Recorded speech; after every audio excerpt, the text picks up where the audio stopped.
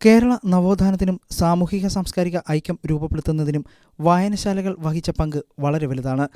ഗ്രന്ഥശാല പ്രസ്ഥാനത്തിന്റെ മഹാനായ അമരക്കാരൻ പി.എൻ. പണിക്കരുടെ ചരമദിനമായ ജൂൺ 19 മുതൽ അദ്ദേഹത്തിന്റെ ജന്മദിനമായ ജൂലൈ 7 വരെ നീണ്ടുനിൽക്കുന്ന വായനാ പക്ഷാചരണത്തിന് Perumthuruthu Prabhat library and arts ക്ലബ്ബിൽ തുടക്കമായി. പൊതുസമൂഹത്തെയും വിദ്യാർത്ഥികളെയും വായനയിലേക്ക് ആകർഷിക്കുന്നതിനായി വിപുലമായ പരിപാടികളാണ് ഇത്തവണ ക്ലബ്ബിന്റെ നേതൃത്വത്തിൽ സംഘടിപ്പിച്ചിരിക്കുന്നത്. ജൂൺ 19 നടന്ന ചടങ്ങിൽ വായനാ പക്ഷാചരണത്തിന്റെ ഉദ്ഘാടനവും പി.എൻ. പണിക്കർ അനുസ്മരണവും കല്ലറ ഗ്രാമപഞ്ചായത്ത് പ്രസിഡന്റ് മിനി അഗസ്റ്റിൻ ഉദ്ഘാടനം ചെയ്തു. ജില്ലാ ലൈബ്രറി കൗൺസിൽ അംഗം പി.കെ. സോമൻ അനുസ്മരണ പ്രഭാഷണം നടത്തി. ആരോഗ്യ വിദ്യാഭ്യാസ standing committee chairperson Tindu Joseph, ward മെമ്പർമാരായ വി.കെ. മണിക്കുട്ടൻ, കെ.എൻ. വേണുഗോപാൽ, ബിന്ദു സജു എന്നിവർ പങ്കെടുത്തു.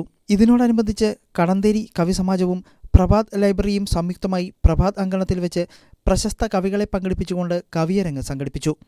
ജില്ലാ ലൈബ്രറി കൗൺസിൽ അംഗം പി.കെ. സോമൻ അധ്യക്ഷത വഹിച്ച ചടങ്ങ് കടന്തേരി കവി സമാജം പ്രസിഡന്റ് കെ.എസ്. സോമശേഖരൻ ഉദ്ഘാടനം ചെയ്തു. ഞാനിങ്ങനെ കൂട്ടായ്മ കവിതകളെല്ലാം എഴുതുന്നുണ്ട്. എൻ്റെ കൂടി ഒരു കവിത ഉൾപ്പെടുന്ന 2 ഗ്രന്ഥങ്ങൾ ഈ ലൈബ്രറിക്ക് നൽകിക്കൊണ്ട് ഉദ്ഘാടനം ചെയ്യുകയാണ്.